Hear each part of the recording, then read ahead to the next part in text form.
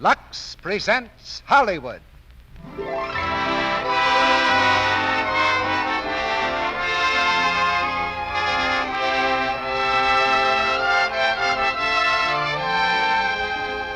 Lux Radio Theatre brings you Helen and Otto Kruger in To the Ladies. Ladies and gentlemen, your producer, Mr. Cecil B. DeMille.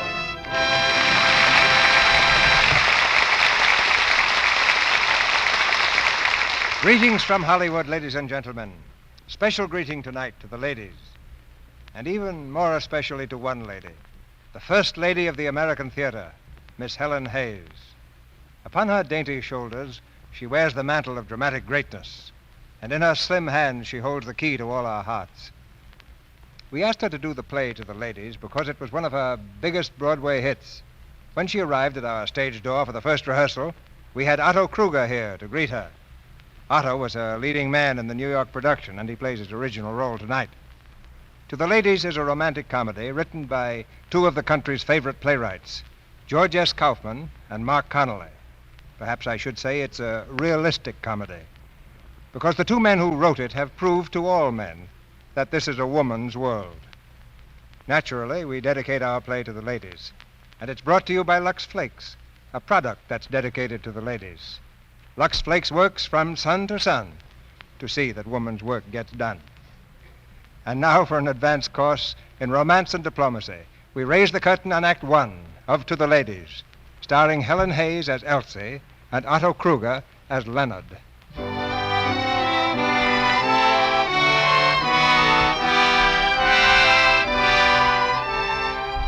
Punctuality plus neatness plus honest endeavor equals success. This is the golden rule of the Kincaid Piano Company, the keynote, we might say, of its prosperity. It's 9 a.m. on the dot.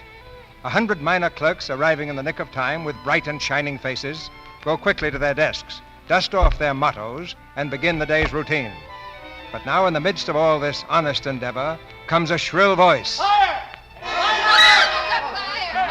A blaze has broken out in the filing room. In an instant, the well-organized force has formed a paper cup brigade at the water cooler. The fire engines are summoned, and the conflagration quickly reduced to a small pile of ashes. Okay, boys, that's enough. Chief, is everything all right? All under control, Mr. Kincaid. Fine. That's nice work, Chief. Clear that hose out, boys. Okay. Ladies and gentlemen, the excitement is over and the fire is out. Before going back to our desks to continue with the day's work, I should like to know which one of you called the fire department. Mr. Kincaid? Yes? I think it was Mr. Beebe. Mr. Beebe. Mr. Beebe, where are you? Here. I'm right here. Mr. Beebe, is this true? Did you take it upon yourself to summon the fire engines? Well, yes, sir, I did. You see, I was afraid That's that... enough. Ladies and gentlemen, you've often heard me speak of initiative.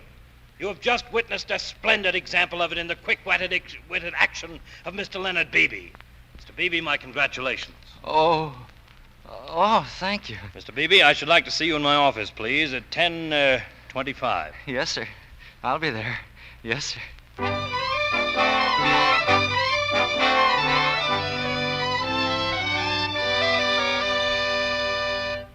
Well, go on, Leonard. What'd he say then? Well, then he said, Mr. Beebe, you're married, of course. And I said, yes, Mr. Kincaid, I'm married to the sweetest little woman in the world. Oh, Leonard. Go on, dear. Well, then he said, Beebe, the missus and I are driving down to the country Saturday afternoon, and perhaps we'll drop off and say hello to you at your place. They're coming here? Yeah, Saturday afternoon, 3 o'clock. Oh, Leonard, that's wonderful. You know what that means, don't you? I'll be chief clerk inside of a month. Oh, now, Leonard, you don't know that you will at all. Well, I know the job's vacant, don't I? And then that's the way it always begins. First, he and Mrs. Kincaid pay you a visit, and then you get invited at the annual banquet, and then you get promoted. Oh, Leonard, I hope so. But we mustn't count on it now. Well, why not? Don't you think I can handle a job? Oh, of course, darling. All you need is... A chance. Yes, certainly. Yeah, if I'm the right man, I'll make my own chance. You remember that piece in the magazine last month? Oh. Where will you be 10 years from now? Are you taking advantage of your opportunity? You know, I read it to you. That one. Well, anyway, when he sent for me and he said all those nice things, that's where I got my work in. You see, I told him we had a Kincaid piano and that you played it all the time. Oh, you did? Yeah. Oh, Leonard, I can't get over how smart you are. Are you sure you did it just the way I suggested about telling him that... Huh? Well, you hardly gave me no more than the germ of it. You only said if I ever did get a chance to speak to Mr. Kincaid... I know, Leonard. I know it was Well. you. Oh, you've got to take care of me, Leonard. Well, I will, all right. I'll make a lot of money, too. You just watch me. I know you will. You know, Leonard, I believe in you. I know what a brilliant mind you've got, and I know what you can do. Well, he's coming out sure to invite me to the banquet. Now, you just watch. Leonard, What? I was just thinking, we must owe an awful lot of money. Well, not an awful lot. We owe some. Did you ever pay off the money we borrowed on the piano? Huh? What, the piano? Oh, no, not quite. You're not behind on it, are you? No, just about a week. Oh, Leonard. Well, I'll take care of it Monday. Oh, Leonard. It's all that terrible grapefruit farm. That's what you're always needing money for. If only you hadn't bought it. Not bought the grapefruit farm. I'll bet you when it's bringing us in $350 a week, you won't say that. But way off in Florida. And how do you know it will bring in anything? Haven't they always? I showed you what it said about it in the magazine. Keep a grapefruit farm for 4 years, and it will keep you for life. Well, we've had it for 2 years already. Oh, it did take an awful lot of money, though. And we need so many things. Elsie, please don't worry about it.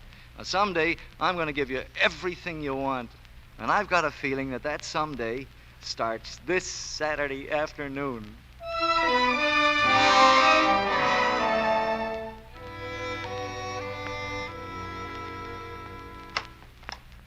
Leonard, is that you? Yeah, it's me. Hurry up, darling. They'll be here any minute. All right, look. Here are the cigars. I bought 3, just as you said.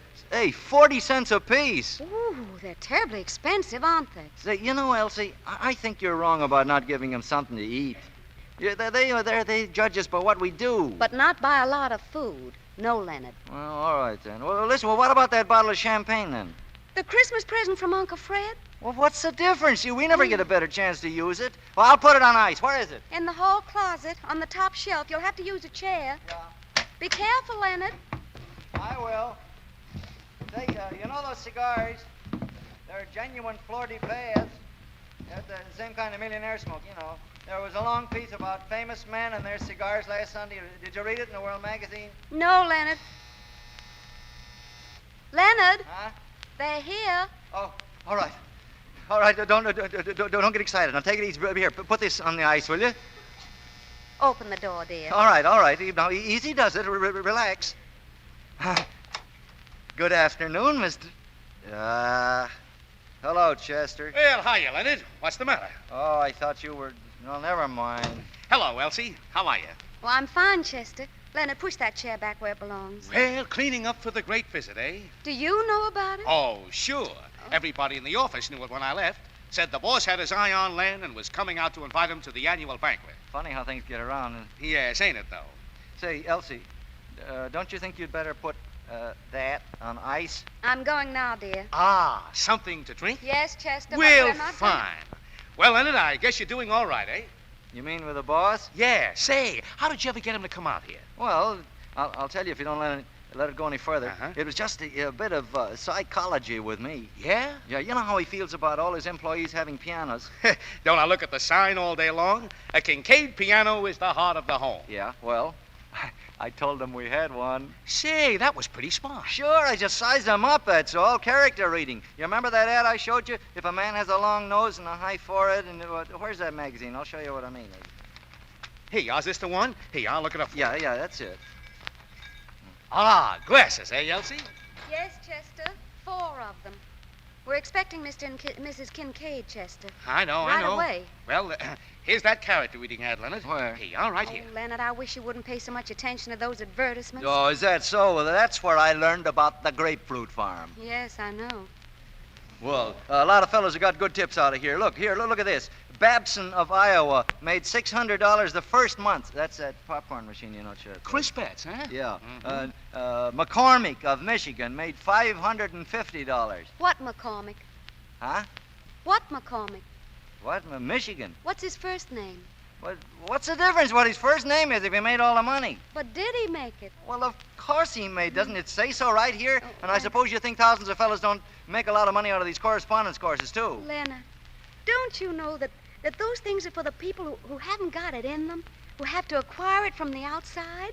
Now, you're different. You have the ability. It's just a case of giving it a chance to come out. Yeah, well, you may be right, but I don't know. It seems a shame to let all that easy money slip away, that's all. Say, here's a book I'd like. 500 speeches for all occasions. Listen. Suppose in a gathering of distinguished and brilliant men and women, the host of the occasion suddenly calls upon you to make a speech.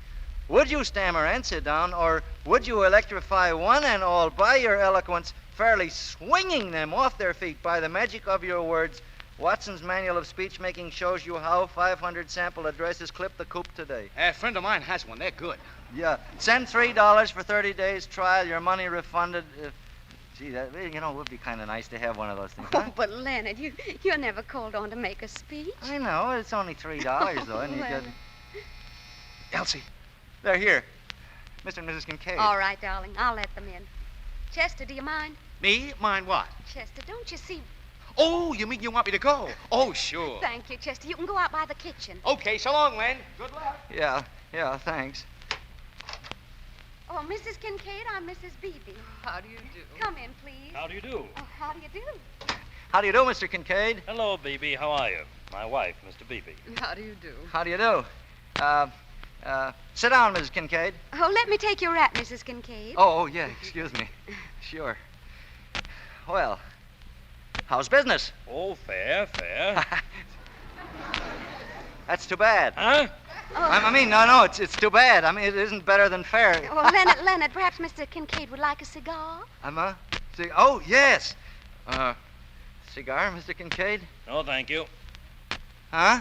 Giving it up for the present. Doctor's orders. Oh, I see. Well, Well, how about a little champagne? Champagne? Well. Fine. I got it on ice. I'll be right back, Mr. Kincaid. You're from the South, aren't you, Mrs. Beebe? Yes, I am. Mobile. Mobile, is that so? I wonder if you know the Forresters in Mobile, Selena Forrester. Indeed, I do. She's charming, don't you think? Yes, I always enjoy the thing. Oh, dear. Leonard seems to be having a little difficulty. Yes. Is everything all right, Leonard? Sure, fine. The bottle was just slippery. Oh. Well, here it is. I'll pour it, dear. Oh.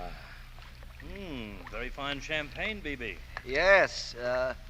We must lay in some more of this, dear. Elsie, our stock is rather low. Oh, Leonard's such a joker. You'll have to wait for Uncle Fred to send us more, Leonard. He gave it to us for Christmas, Mr. Kincaid. Well, it's certainly very kind of you. Sorry we haven't something better. To the ladies. To the ladies. Well, guess you don't get much of this anymore. I mean, except at banquets and dinners and places. Elsie, wouldn't you like to play something for Mr. Kincaid on the piano? Leonard, I don't think... Oh, please do. Well, if you really want me to. Yes, indeed. We've been looking forward to it. Leonard really overestimates my playing. It's pretty average. I noticed you had one of our pianos. Oh, yes. Gives satisfaction, does it? Yes, sir. Oh, yes, indeed. We couldn't afford to have one that had to be tuned all the time. Yeah, that's the one, Elsie. Yeah, I like that one. Wait till you hear this, Mr. Kincaid. Very nice. Very nice indeed. Yeah. Leonard, will you go? What? Oh, of course. Oh, excuse me. What is it? Are you L.H. Beebe? Yes? Okay, we're here for the piano. What? We're here for the piano. Get them rollers, Jim. Okay. Oh, no. Wait a minute. Wait, this can all be fixed up, I think. Yeah? How? Oh, would you please come inside with me a minute? I'm... Excuse me, Mr. Kincaid. This way, please. Well, Tom, I haven't seen you in a long time. Mrs. Kincaid, do you mind? I'll be right back. Why, of course. Well, It's too bad, isn't it? you, truckman. You speaking to me? I am. Spill it. What is the name of your company? McAvoy Express. I don't mean that. You were sent here by a loan company, I imagine. You imagine is good. How much does Mr. Beebe owe you? He don't owe us anything. He owes the loan company $22. Well, here you are. Please give Mr. Beebe a receipt. Sure. It's worth that to find out these things. Yet I'm sorry somehow. Mr. Kincaid, I'm afraid there's been a little I misunderstanding. believe it's straightened out now. The truckman will give you a receipt for $22, Mrs. Beebe. Mr. Kincaid, you didn't... I took the liberty, yes. You ready, Myrtle? You're not going? I'm afraid that we must. Oh, wait, please, Mr. Kincaid.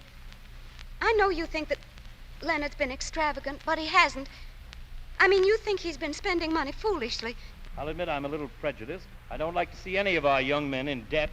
He should think of his family, his future. Oh, but he has, Mr. Kincaid. That's just what he has been thinking about. He's been making an investment. Really?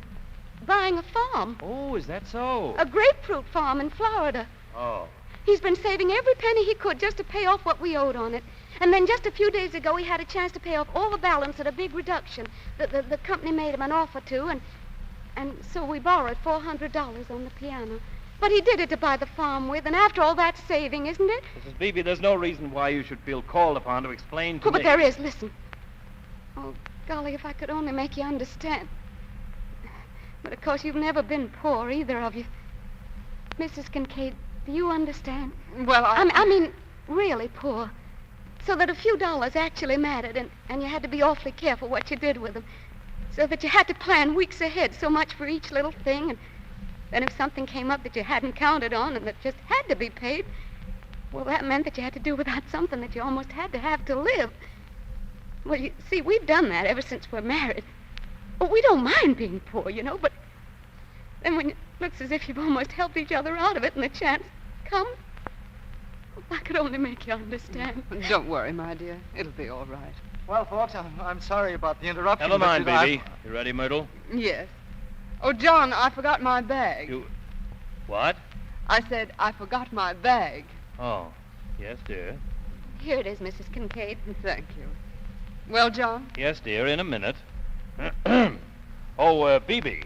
Yes, sir? I forgot to mention that we'll expect you at the annual banquet of the personnel on the 18th.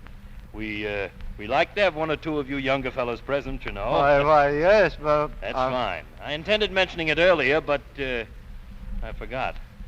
We want you to come too, Mrs. Beebe. Oh, thank you. I'd be delighted. And by the way, Beebe, you'll be expected to say a few words. Just anything that strikes you. Sure. What'll I speak about? Oh, anything at all, of a business nature. Well, good day, Mrs. Beebe. Good day. Good day, Mrs. Kincaid. Goodbye, my dear. I hope we can meet again sometime. I hope so. Goodbye, Mr. Beebe. Goodbye. Good day. Good day. Leonard! You got it. Yeah, what happened? Well, you heard. Oh, Leonard. I know, but the piano, we've... Mr. Kincaid paid it. He did. Oh, Leonard, do you realize what happened? You're going to the banquet. Yeah. Well, sure. I told you it was coming, didn't I? Leonard. Huh? You've got to make a speech. Oh, yeah. Oh, I forgot about that. I know. The book, that 500 speeches for all occasions. Oh, Leonard, do you think you're going to need that? You bet your life. Here's the coupon. Give me a pencil, quick. Oh, here, dear. Kindly send manual of speech making. Signed, Leonard Beebe.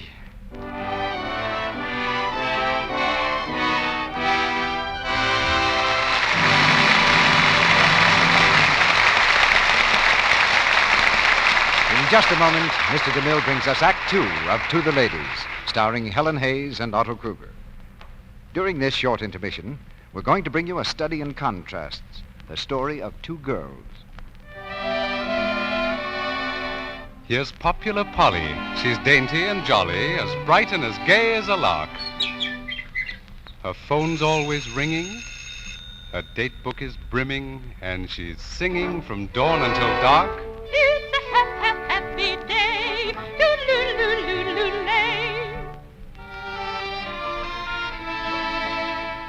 But poor little Lou is gloomy and blue. She sits and she watches the clock. Life's passing her by. And she doesn't know why she's the loneliest girl on the block.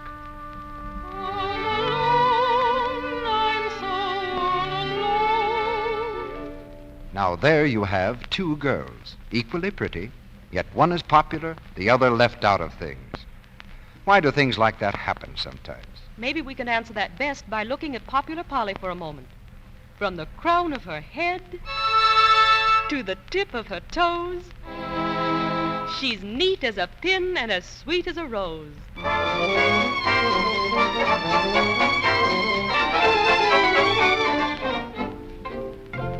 That's one great secret of popularity, Mr. Ruick. A lovely, flower-like daintiness. If a girl is even the least bit careless about the things she wears, she may offend people. That's why the truly dainty girl luxes under things after every wearing. Blouses, dresses, and accessories. Often to remove every trace of perspiration. New Quick Lux is so easy to use. It certainly is. Why, millions of women are enthusiastic about new Quick Lux. For one thing, it's so fast. In water as cool as your hand, it dissolves 3 times as fast as any of 10 other leading soaps tested. You'll find it goes further, too. Gives more suds, ounce for ounce, even in hard water, than these other soaps. And of course, new Quick Lux is safe for everything, safe in water alone. Yet it costs you no more. Get the generous large box of new Quick Lux Flakes tomorrow in the same familiar package. Use it for your stockings, underthings, and your pretty summer dresses. To avoid offending, to help your things stay new-looking longer. And now, our producer, Mr. DeMille. Act 2 of To the Ladies, starring Helen Hayes as Elsie and Otto Kruger as Leonard.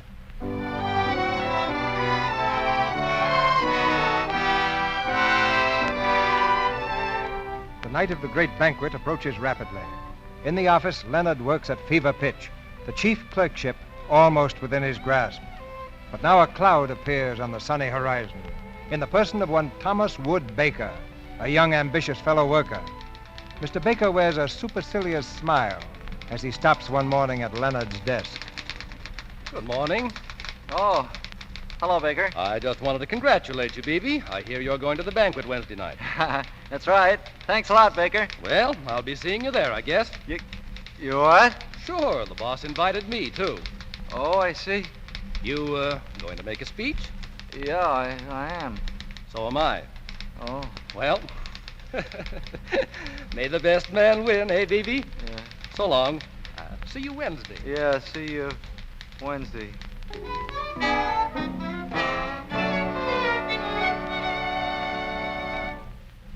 Honored President, Mr. Toastmaster, ladies and gentlemen, I am feeling at this moment exactly like the seasick passenger on the ocean liner who... Leonard, what are you doing? I'm practicing my speech. Don't you think you ought to be getting dressed, dear? Yeah, in a minute.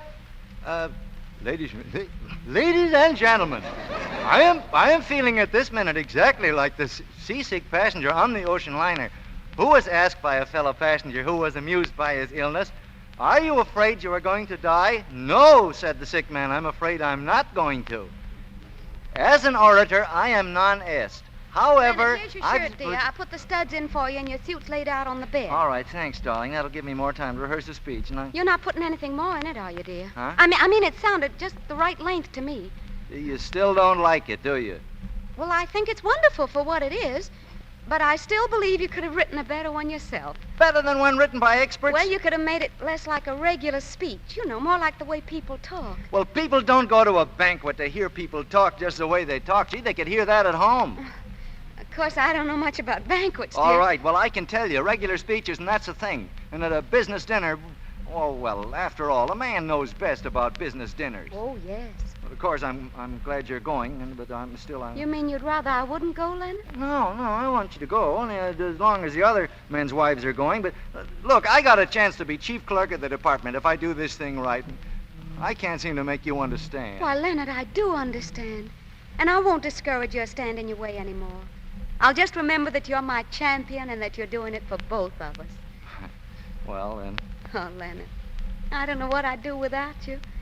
And I do so want you to win tonight. Just think of it, you've only that man Baker to beat, and I'm sure his speech can't be half as good as yours. No. Well, you ready? For what, dear? Well, to hear it, of course. Oh, again? Well, gee, you want to help me, don't you? Gee whiz. Oh, of course, dear, of course. I'm ready. Well, here, you hold the notes. Now all sit right. over there. Go on. All right. Honored President, Mr. Toastmaster, ladies and gentlemen, I am feeling at this minute exactly like the seasick passenger on the ocean liner who was asked... Oh, I wouldn't do that, Leonard. What? I What? wouldn't hold your stomach like that as if you were seasick, too. Oh, gee, that's on a gesture. I know, darling, but you know it's an after-dinner speech. Well, all right.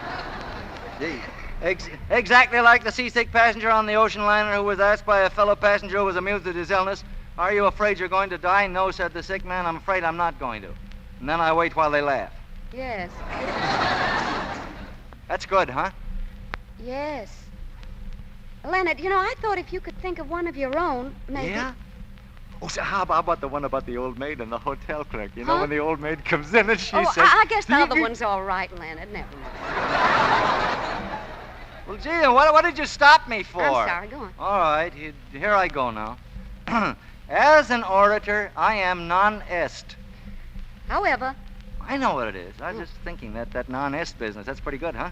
I mean, it's the sort of a thing that a man without any background would never get. You better hurry, dear. Yeah. However, I have a slight advantage on the man in the story in that I can make my remarks brief.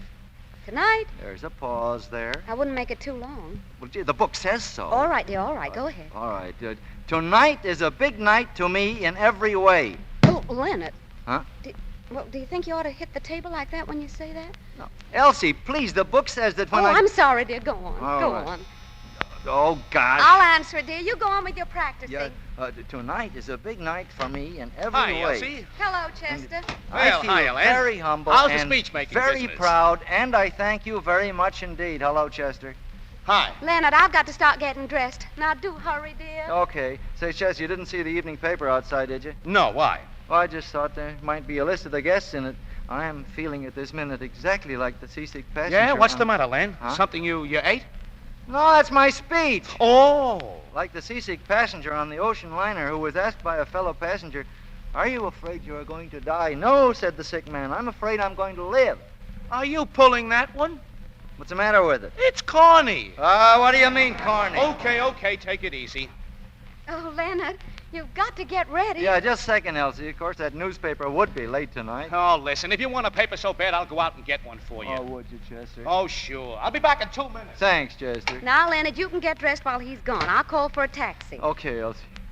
Elsie, I'm getting sort of nervous. Leonard. Huh? Well, there's nothing to be nervous about. Well- You know your speech very well, and besides, I'm right there beside you. And, Leonard, What? if you don't get it, you won't worry, will you?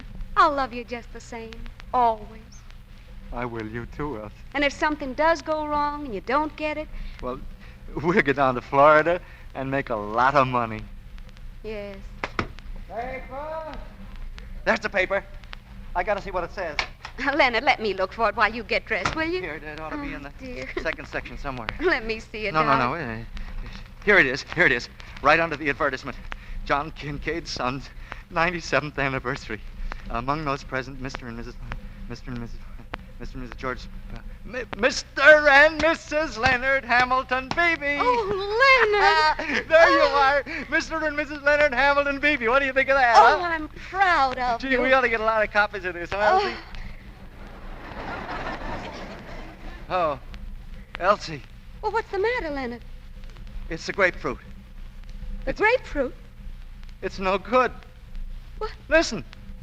Public loses $10 million in land swindle. Worthless farms sold through advertisement as fertile soil. Promoters arrested.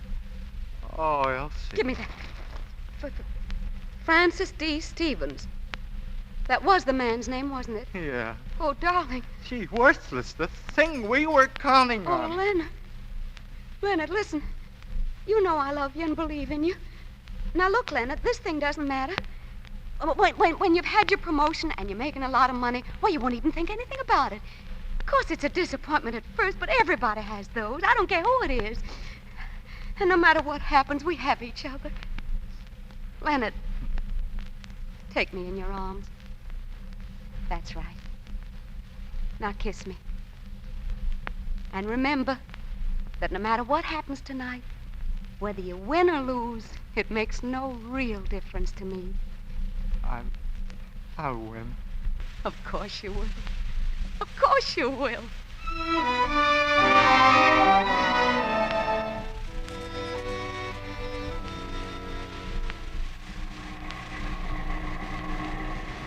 Well, we'll be there in a minute now.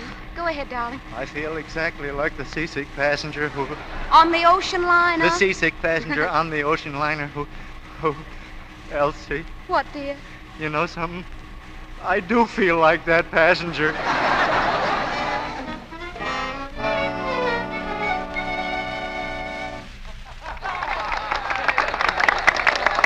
Seriously, Seriously, ladies and gentlemen, I am glad to announce that moment is now at hand when our employees, particularly those who have been with us for some years, are to be recognized. Every man who's been with the company 5 years or more will be entitled to wear a button. A solid silver button, which is to be known as the Kincaid service button, with 1 gold stripe for each 5 years of service. The expense of the buttons will, of course, be borne entirely by the company. Ladies and gentlemen, I thank you. Thank you, Mr. Kincaid. Thank you. Ladies and gentlemen, as most of you know, it is the custom at each of our organization dinners to invite new blood to be present. Tonight we have 2 new junior members. Leonard, do you speak now? No, I don't think so. Baker's first by right of seniority. Oh. You see, he joined the company a week before I did. Gee, I wonder what kind of a speech he's going to make. Oh, don't you worry, darling. Yours will be better. Sure it will. It's got to be. Which he has served the company. And so I take great pleasure in presenting Mr. Thomas Wood Baker. Baker. Honored President, Mr. Toastmaster, ladies and gentlemen, and guests. I am feeling at this minute exactly like the seasick passenger on an ocean liner who was asked by a fellow passenger who was amused at his illness, "Are you afraid you're going to die?" "No," said the sick man, "I am afraid I am not going to." Elsie. As an orator, I am not... Leonard, be quiet. However, What am I going to do? That's my speech.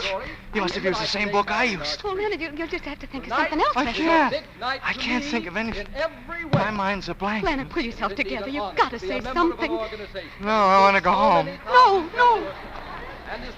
We'll sneak out the back door, Elsie, please. No, Leonard, no, we're not going to leave here. Now, you can't leave here. No, You Elsie. can't. Elsie, I'm sunk. I'm sunk. of a man in my position, and hope that with the continuation of the teamwork shown in past years, it will grow and flower in strength and achievement.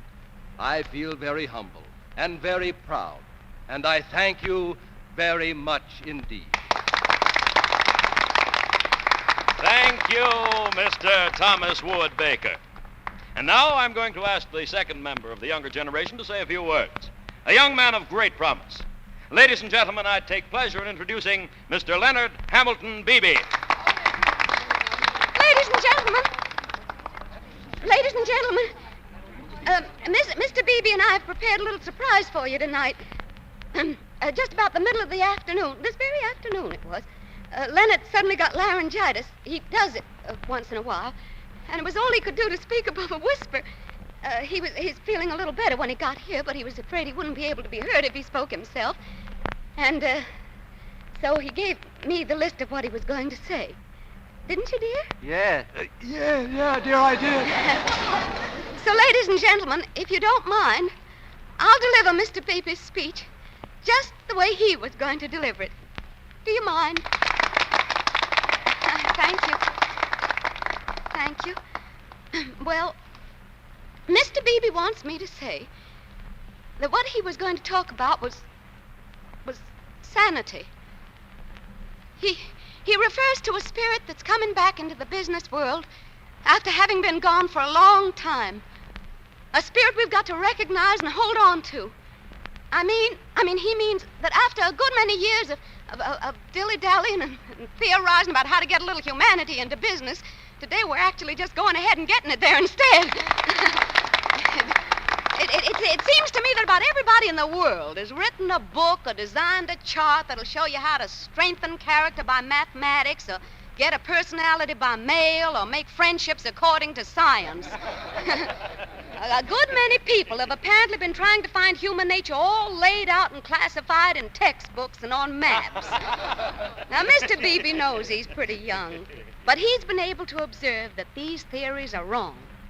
He's been able to observe that a businessman, a big businessman like Mr. Kincaid, can be just as simple and human in the way he runs his business and selects his employees as anybody, and he doesn't need to lose anything by it. The trouble with most businessmen today is that they're too busy looking for some kind of a machine that'll attend to business for them. Now, John Kincaid has shown you how to get away from all that. He's shown you that there are still such things as understanding in business. And that simple, maybe old-fashioned ways of doing things are just as efficient and maybe a little more so than all your psychology and your applied what-do-you-call-it and things like that. Now, why don't you follow this example? Go in for business. Go in for it all you want to. But for heaven's sakes, try to be a little bit human. That's about what you wanted me to say, wasn't it, dear? Approximately, yes.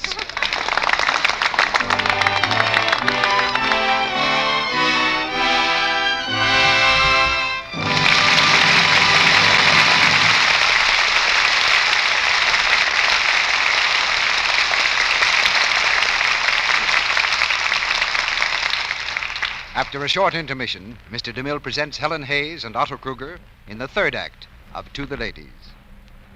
While we're waiting, here's more news about the 6 beautiful Allure teaspoons which the makers of Lux Flakes are offering you right now in cooperation with the International Silver Company, the world's largest silversmiths. It's such a magnificent bargain. Only 50 cents and the top from a large-sized box of Lux for all 6 spoons. And they're the famous original Rogers silver plate. Everyone who sees this silver is delighted with it. For example, here is what Mrs. Marion Beaver of Dallas, Texas writes. The Allure design is absolutely lovely, and I know the quality of original Rogers silver plate is just about tops. I showed my spoons to some friends this afternoon, and now they're sending for sets, too. And this is what a young bride writes. We're both delighted with the beautiful Allure teaspoons. We can't afford to spend much on a set of silver, but the Allure pattern is such a wonderful bargain, we're planning to complete the set from the list which came with the spoons. Remember, this design is exclusive with us. You can't buy it at any store. So send for your 6 teaspoons now while the offer lasts. Buy the thrifty big box of Lux Flakes tomorrow. Tear off the top and mail it with 50 cents in coin. Please don't send stamps. And your name and address to Lux, Meriden, that's Meriden, Lux, Meriden, Connecticut. You'll receive your 6 teaspoons promptly, together with a complete list of all the other pieces available in the Allure pattern.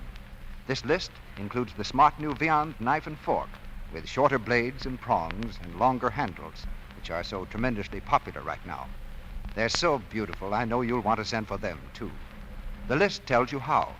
So send for your 6 Allure teaspoons tomorrow. Mail the large box top with your name and address and 50 cents in coin to Lux, Meriden, Meriden, Lux, Meriden, Connecticut. This offer is good only in the United States. We pause now for station identification. This is the Columbia Broadcasting System.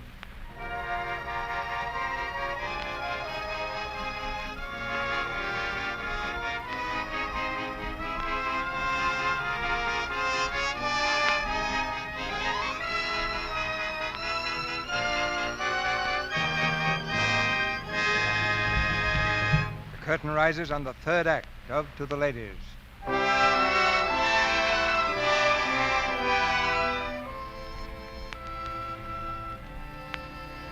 The days pass slowly as Leonard and Elsie wait anxiously to hear the results of the banquet speech. But Mr. Kincaid, the sphinx of the piano business, is silent. Then at last, Leonard is summoned to Mr. Kincaid's office. That evening, he rushes home to Elsie, a slightly dazed but very happy man. Elsie! Elsie! Leonard, is that you? Elsie, I've got it. I've got it. Leonard, what? The job, I got it. I got Mr. Kincaid's office all afternoon. Darling, you mean you're the chief clerk? No, I'm Kincaid's Look, assistant. Leonard, sit down now. Huh? You know what you're saying, dear? Yeah, I'm trying to tell you. I'm Mr. Kincaid's secretary. I got a big business office right outside his. I'm an executive. An executive? Oh, Leonard. Oh, Elsie, I can't believe it yet. Gee, to think that I did this all on my own. I did too, didn't I, huh? You certainly did. Oh, darling, I'm so proud of you.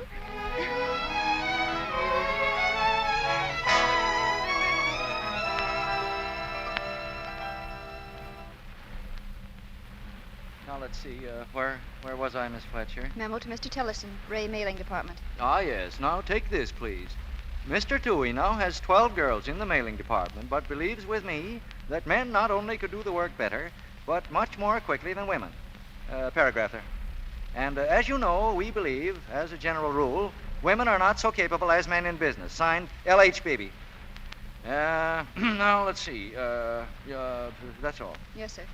Oh, Miss Fletcher. Yes, sir. You were going to remind me that I have a conference at 3 o'clock. Yes, sir. I will. Well, I'll remind you of it again. Come in. Oh, come in, Elsie. Hello, Leonard. I'll be with you in a minute, dear. Yes, dear. Just take a seat there. Oh, Leonard, it's awfully nice. No, just an office, just an office. Miss Fletcher, I'll have some more dictation for you later. Thank you very much. You're welcome. Miss Fletcher's my secretary. Leonard, it's all just wonderful. You like it? Mm-hmm. You look too cute for anything. Huh? Oh, Leonard, I knew you'd do it, and you have. Well, I didn't do it all. I mean, you helped. Oh, I did not, Oh, Leonard. yes, Beebe. you did. You helped a lot. Oh, Leonard. I couldn't have done it without you. Oh, you could, too, I couldn't. Well, we'd say we did it together, huh? Together. Yeah, just you and I. And that we'll always be partners together and... Help each other. And you'll go on up and up. Yeah. Yeah, I'll be a partner someday. Oh, hello, Elsie. Hello, Chester. Are you in this office, too? Isn't that nice? He isn't in here. Say, Len, that new efficiency fellow, what's his name? Mr. Benchley? Yes, Benchley. Well, he wants everybody to fill out another one of these slips. Home address, telephone number, and favorite sport, if any. All right, just leave it on the desk there. Now, let me see. Elsie, it's going to be about 10 minutes before I can go to lunch. Would you mind waiting downstairs for me? Oh, no, of course not, dear. Oh, I really didn't think you'd be so early, dear. Oh, it's all right, wouldn't have- really. I'll see you downstairs, Leonard. All right, dear. Say, where's Miss Fletcher? I've got to give her one of these. She'll be right back. Hiya, Baker. Hello. Mr. Kincaid in? What? Is Mr. Kincaid in? What do you want to see him about? Is he in? You've got to tell me your business. Who said so? I did. See that light? He's in conference. It's about the new Rio de Janeiro representative, and it's important. So you can just wait. Listen, I want to see the boss. You can't order me around like a... No, just a minute, Baker. Who do you think you are, anyway? You think you can get away with murder all because you wrote a speech.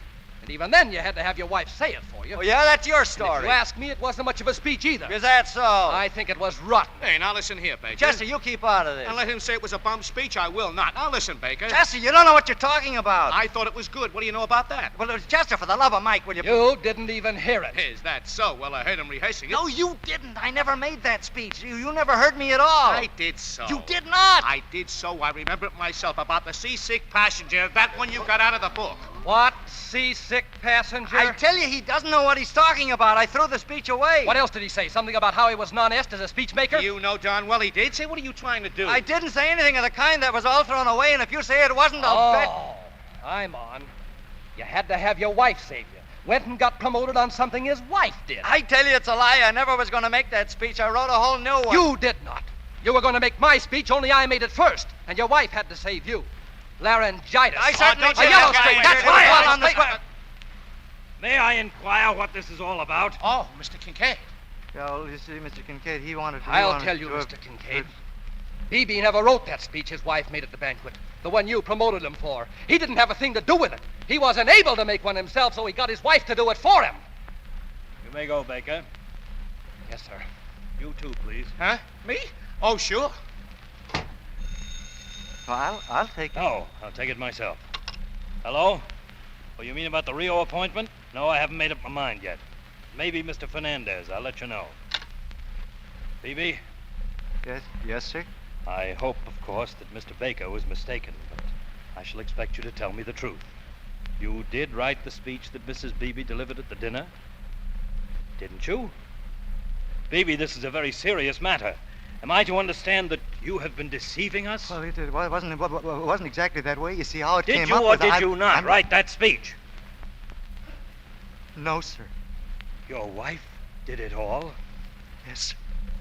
Baby, this is regrettable, but my duty is clear. From the beginning, it was that little speech, perhaps I should say the spirit of fellowship behind it, that interested me. But my organization must be made up of men of initiative, and for one of my personal staff to be in any sense molded or controlled by his wife. I can't look upon that with much favor. Oh, honestly, Mr. Beginning Kincaid, tomorrow, you will resume your former position at the old salary. Oh.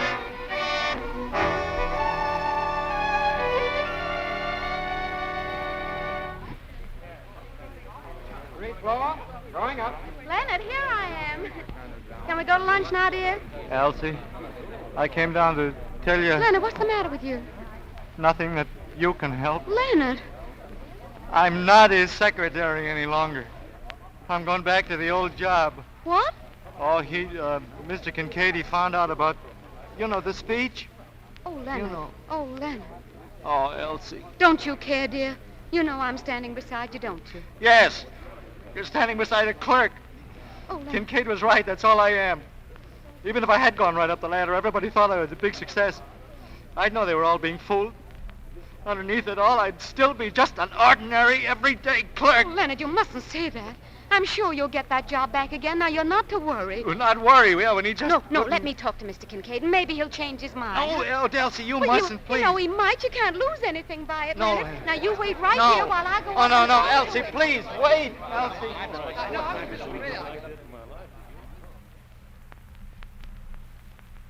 Phoebe, this is very extraordinary. I don't see what Mr. Kincaid, please listen to me. You've demoted Leonard because I helped him a little bit. Mrs. Beebe, my experience has shown that the man who would be likely to require assistance such as you gave your husband is not the kind of man whom it is wise to advance to an executive position. But if a wife sees a chance to help a husband, don't you think he'd want her to do it? Well, that depends. Now, suppose Mrs. Kincaid had a chance to help you in business. I'm just using this as an example, But suppose she was able to do something real for you, accidentally. Wouldn't you let her? Mrs. Beebe, it is one of my characteristics to act promptly and with decision. Now, will you pardon me? Mr. Kincaid, if... Hello, dear. Oh, Myrtle, come in. Oh, Mrs. Beebe, how do you do? How do you do? Mr. Kincaid, would you mind repeating that to Mrs. Kincaid, what you've just been saying to me? What's that? I'm afraid I have some important work that can't Just wait. a second, John. What is it, Mrs. Beebe? Mr. Kincaid thinks that if a husband is helped in business by his wife, that he won't ever amount to anything. What? He's made Leonard a clerk again on account of the speech. Really? Myrtle, I can't stay here and listen to all this. Pardon me. How are you, Mrs. Kincaid? How do you do, Mr. Henrici? Mr. Kincaid, there's a man here from the piano world. Have you made up your mind yet about the Rio appointment? Well, I haven't quite. If you'll ask him to wait 10 minutes. I'm afraid it'll be too late. Oh, while I think of it, dear, I forgot to order that book I wanted. Will you do it? Why, certainly, my dear.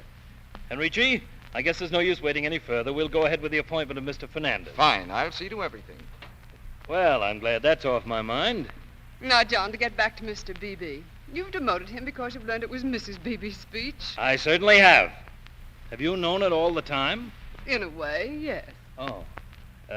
Myrtle, will you step into the other office with me? There are several things I'd like to talk over. You mean about the appointment of Mr. Fernandez? Myrtle! It's all right, dear. Mrs. Beebe understands. How's that? Oh, yes. You see, I've known about the Rio appointment all along. Is that so? Yes, so that when Mrs. Kincaid said she'd forgotten a book, I knew that Mr. Fernandez was all right. Just as when she forgot her bag at our house and you invited Leonard to the banquet, remember? I thought perhaps it was a signal then. Well, this is all quite beside the point. I should say, John, that it was much to the point. Oh, I didn't mean to let on that I knew Mr. Kincaid. I hoped I could get you to reinstate Leonard without it. I don't see how this particularly alters the situation, Mrs. Beebe. It so happens that Mrs. Kincaid is rather a good judge of men and women. I sometimes use her judgment, merely to supplement my own, you understand.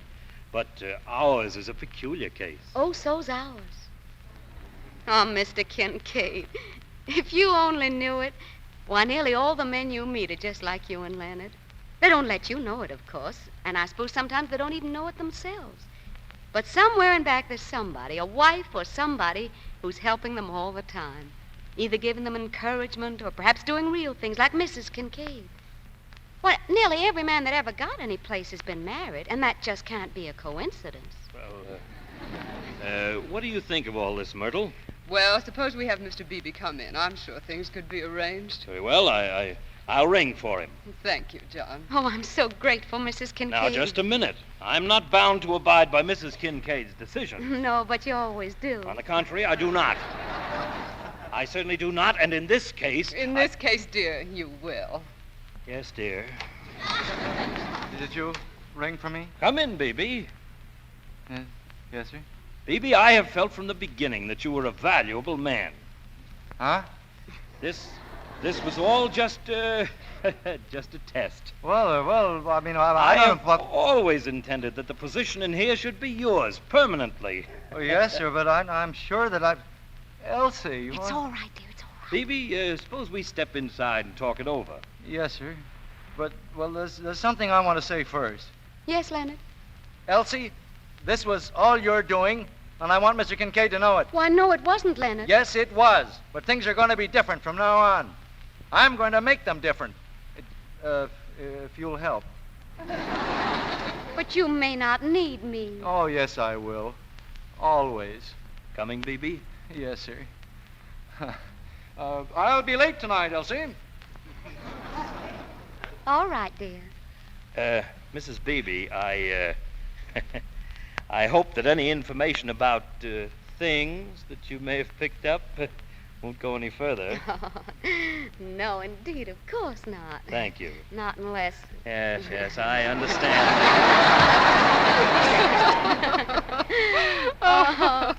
Oh, Myrtle, you darling, you were grand. It was pretty easy, Elsie. Oh, but I've got to run along. Mrs. Fernandez is waiting for me. Oh. We've been shopping all morning. Some new clothes for Rio de Janeiro. Oh.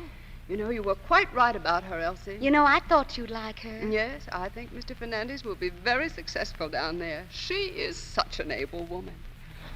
Oh, won't you have lunch with us? Oh, I'm sorry I can't today. I'm having lunch with Leonard. But I'll see you Tuesday, Myrtle, as usual.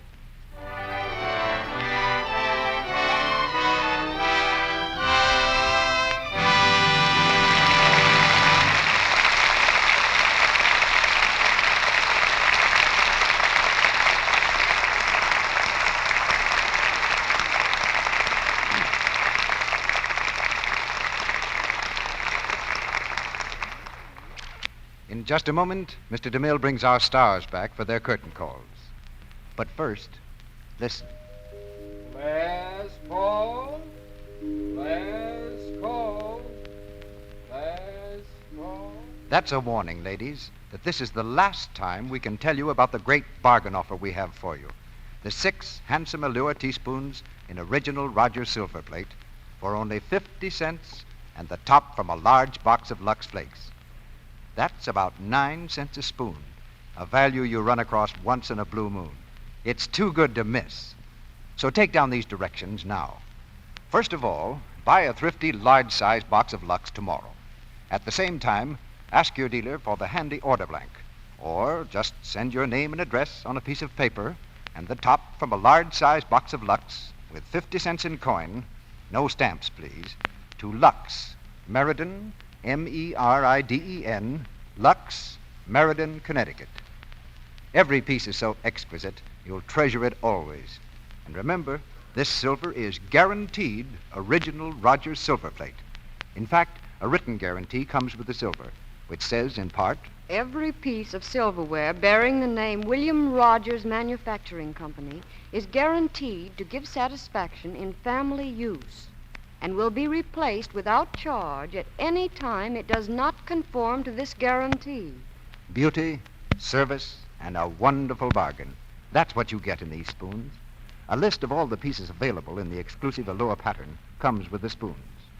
Now, you can get as many sets as you like, but for each set, send another 50 cents and another large box top with your name and address to Lux, Meriden, that's Meriden, Lux, Meriden, Connecticut. Now, don't put this off. Do it tomorrow. Sorry, this offer is good only in the United States. And now Mr. DeMille is bringing our stars to the microphone. It's been 2 years, and that's much too long since Helen Hayes took our last curtain call in the Lux Radio Theatre. But all is forgiven as she returns now with Otto Kruger. Oh, thank you, Mr. DeMille. I enjoyed being here so much. You know, whenever we take a play on tour, the audience in each city seems like a group of old friends. It takes months to see them all, and yet here in the Lux Radio Theatre, we meet them all in one night. Well, Helen, we all know how these audiences feel about you. But as for myself, it's been a great pleasure being with you in the play again. I hope your next reunion will be here. Which reminds me that along toward the end of each theatrical season, there's one thing that everybody wants to know about Helen Hayes. CB, I'm going to take the words right out of your mouth. What are you going to do next season, Helen? I'm playing Shakespeare for the first time, Otto, the Theater Guild's production of Twelfth Night in New York. We open in October, I mean. And we'll keep an eye open for another play that will bring you back here. Oh, thank you, Mr. DeMille, and good night. Good night, CB. Good night. Good night. And a parting toast to the ladies.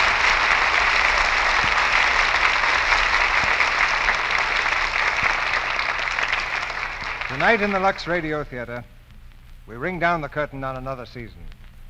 And we're going to lift 8 weeks out of the calendar for a breathing spell and prepare for another year of the finest plays and players in the land. Our footlights won't be dark long. They'll be up again brighter than ever on September 9th.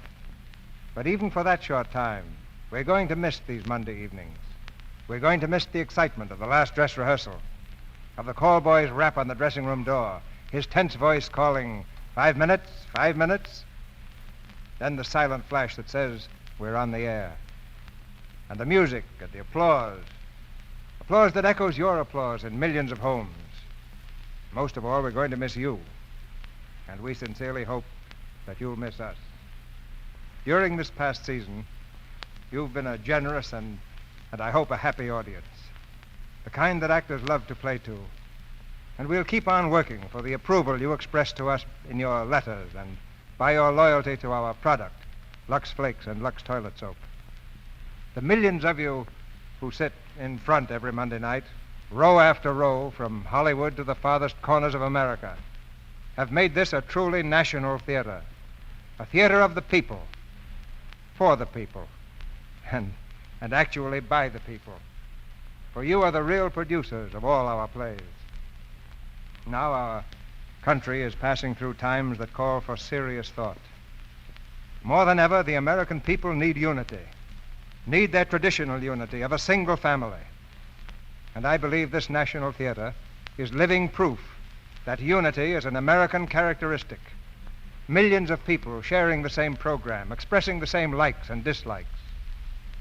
During the past 6 years, the Lux Radio Theatre has presented almost 300 plays that combined the efforts of 6,367 actors and actresses and a permanent backstage staff of more than 30 people.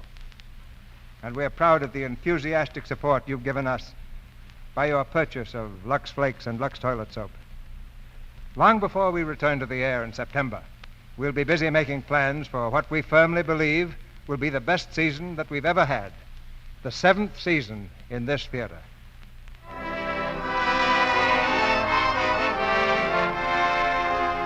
Now, to all our listeners, wherever you may be, our sponsors, the makers of Lux Flakes and Lux Toilet Soap, join me in wishing you a happy summer. And until September 9th, this is Cecil B. DeMille saying good night and goodbye to you from Hollywood.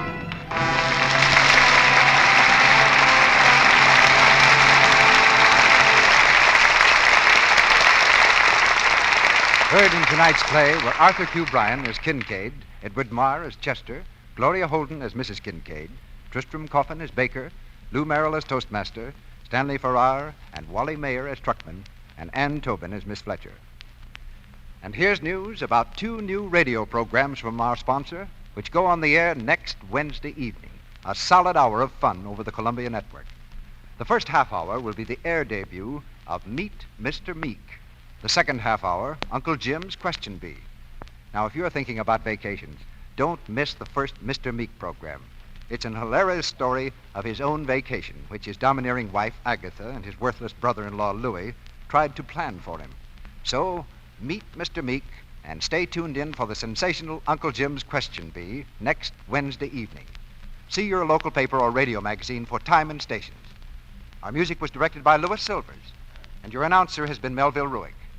This is the Columbia Broadcasting System.